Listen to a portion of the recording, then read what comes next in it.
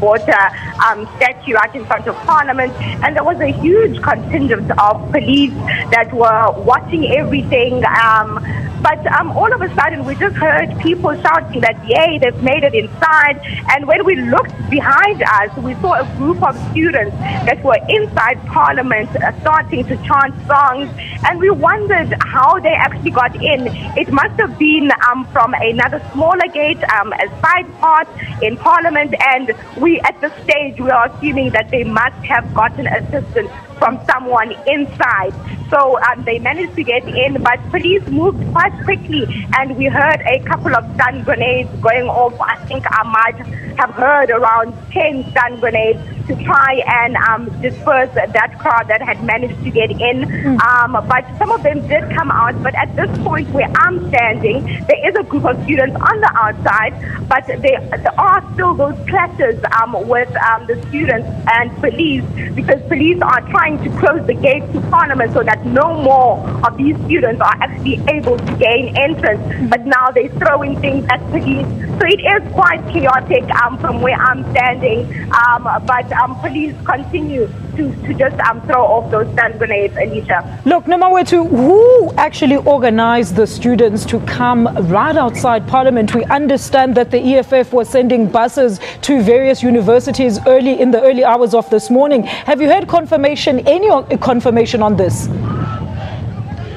I actually have not been able to get confirmation on this, Alicia. I did, in fact, also hear it this morning. But what I can tell you, when EFF leaders actually came out to the students that were in front of Parliament today, what I can confirm, what I saw with my own eyes, was that they were booed and they were told to go.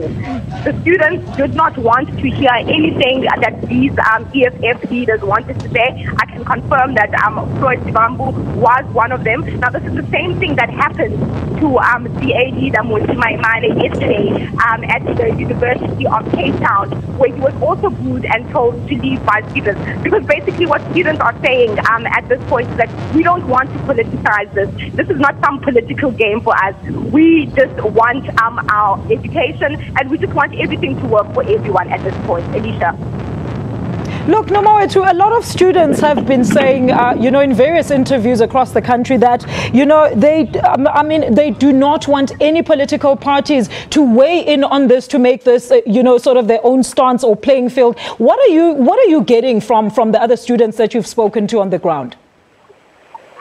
On the ground, that's the same sense that I'm getting at this point, Alicia. But I think that the most amazing thing for me when I started the story doing the story 3 days ago was that the organizers of the students were with different groups of student organizations, from your SASCOs, from your EFFs, from your DA. So it was they were all marching under the same banner, which is something that we don't see quite often. While at the same time they were saying that we don't want to politicize it. Whenever there were the big leaders that came in and wanted to use this as something else, they said no, that's not what we want to do. But we accept the fact that we are different students, that we will be part of different groups. But at this stage, this is what we are on about. The fees increase is the center of this fight, and it's not about politics, Alicia. Nomawethu, look, has there been any word from inside? I know you're quite outside in part of the chaos. Is there any word that, the powers that be of Parliament are actually coming out to address the situation outside?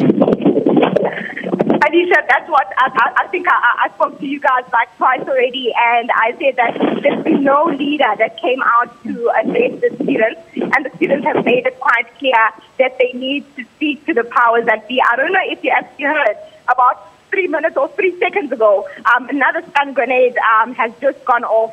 So there's clearly, from what I see, a lot of tension at the gate there. But Alicia, we will keep you updated. I don't know if you can hear that again, Alicia. Another stun grenade has just gone off inside of Parliament. So the situation is very, very tense down here. Nomawethu, can you give us an update on what happened to the EFF members that were forcibly removed from Parliament just a while ago? I have not been able to get any of that information from where I am standing, Alicia. Sorry, I cannot confirm that. All right, definitely we'll keep in touch with our reporters on the scene there. That's Nomawethu Solwandle, right outside Parliamentary Precinct, where of course it is the clash between the students against the riot police trying to protect the house there in Parliament.